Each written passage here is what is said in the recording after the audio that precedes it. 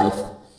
But when they pull that off, I'm just going to write down the 3 rules and ask them if they would do business with me if their policy worked this way. So this guy, the policy I'm going to go over with, he's paying $750 a month. So I'm just going to ask him and say, John, let me ask you.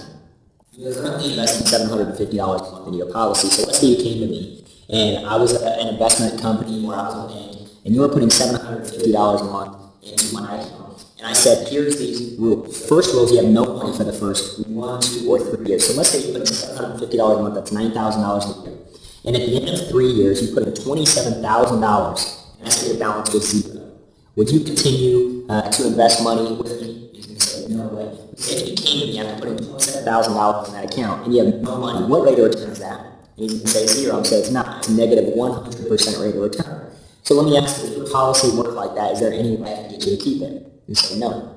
You say, okay, the second thing, let's say after the 4th, 5th, 6th year, you keep putting money in that policy, and so there gets some money built up. And I say, okay, you can get to that money, whether you want to send kids to school or buy a car or something like that, but you're going to have to pay it back with interest of 6 to 8%. Would you ever put your money in an account knowing that you have to borrow your own money and pay it back with interest? You say, no. You say, if your policy worked like that, is there any way I can get you to keep it? You say, no way. So the third thing is, I don't really think to argue about money if something happens to you, so we're just going to keep your cash if you die. Now, if your policy worked like that, can I get you to keep it? He's going to say, no way.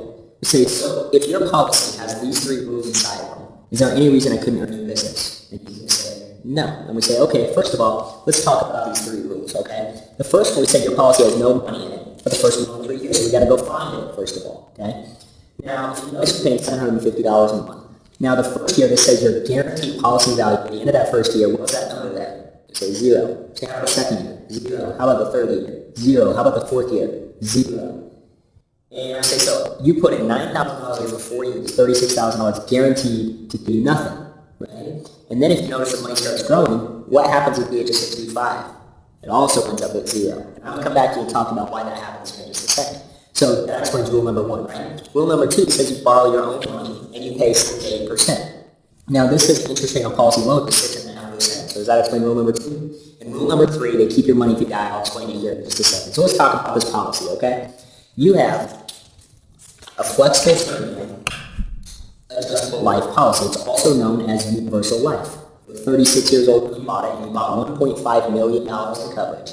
And you got it in 2002, okay? So if we go to this front page, it also explains the same stuff. You're 36 years old, you got preferred class non-tobacco, your specified amount, what the amount of insurance coverage you have is $1.5 million, you're paying $750 a month, and your death benefit was option A, right? Now, John, you ever remember picking that death benefit, or did you think the agent picked it for you? Yeah, you think you picked it for you? Okay. We'll look and see what that means here in just a second, right? Now, as we went into your cash, we started explaining to you a few things where you're investing money and it says you have no money, and then it grows, and then it ends up with none. And it says inside of your policy right here, it says based upon the minimum guaranteed interest rate of 3% per year, maximum cost of insurance, and maximum expense charge, this policy will remain in force until May 19th, 2030. So that's 28 years after you got the policy. It says that it's going to last 28 years. But most people don't know if they didn't read that, right? So why does that happen? Well, life insurance, you buy it per thousand, just like how you buy gasoline per gallon, right? Or fruit you buy per pound. Well, you buy life insurance per thousand.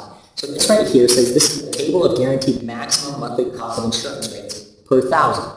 Okay, so the way we calculate this is we take the number per thousand and we just multiply by how many thousand you have. So in this case, you have 1,500 thousand, so $1.5 million in coverage. So you take 0.0766 times by 1,500. Now if you wanted to get the annual premium, you would times it by 12. So that means you would pay $1,378 in insurance.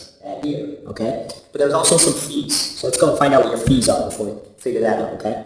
So it says you have some expense charges here. Now, first of all, it says in your expense charges, you have a $7.50 per month policy fee. It also says 2% of your premiums. There's going to be a premium charge. 2% of $750 is $15 a month.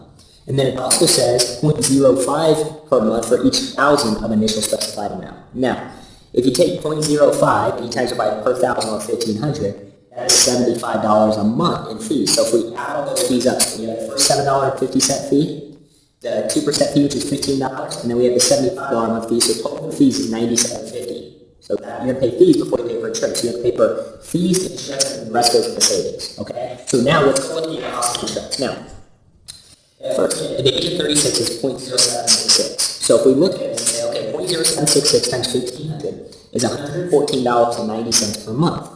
Now, if we add the fees of $97.50, that's $212.40 we're going to pay for insurance that month for that year. Now, you're saving them $750, so you saved $537.60. That $537 went into a savings account. Okay? Now, if you notice, 10 years down the road, what's happening in December every year? And they're going to say it's getting bigger. So it is getting bigger, which means the amount you're paying for insurance goes up every year. So think about this. You're saving them the same amount of money every month, but the amount you're paying for insurance goes up. What has to happen to the amount you're saving? It has to go down, right? So at the age of 46, it costs you 0.3108 for insurance per thousand. So now, if we take 0.3108 times 1,500, now it's $466 a month for your cost of insurance. We add the fees of $97 a month, so now it costs you a total of $563 per month for insurance. But you're still sending them $750. So how much did you save? $186. So the amount you saved went down from $537 a month to $186 a month. Now, if we take this further down and go to the age of 56, it's 0.7550. 0.7550 times 1,500, or how many thousands of insurance you have, is $1,132 plus the $97 in fees. That's $1,230 it costs you for insurance. But how much are you sending them? $750. So where did the negative $480 come from? Where did they get the other $480? Well, we got it from your savings. So we can look inside your policy, and it just so happens that at age 56, the same year it went negative, is the same year the amount in your savings started shrinking. Right? So now we go back to the age of 66. We go back to the age of 66, and it says it is $2.0517 per thousand of insurance. So now we take that 2.0517 times 1,500. That's $3,077 plus the fees of $97, $3,175 for insurance costs.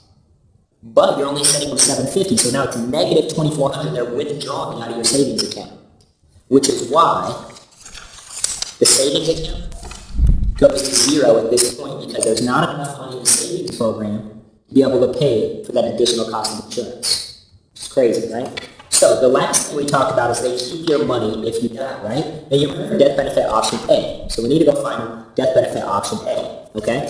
Now death benefit option A, it says, if you go to the death benefit provision section, you find option A, it says the death benefit will be the greater of the specified amount on the date of death, which is $1.5 million, or the accumulation account on the date of death, multiplied by the applicable percentage at your attained age, as shown in the table of minimum death benefit percentages in the schedule, which is kind of confusing, right? But all we got to do is go to the schedule and find the table of minimum death benefit percentages. So you go find the schedule, right? If you go to this page right here, it says the schedule, and it's the table of minimum death benefit percentages. So now, let's say he died at age 45.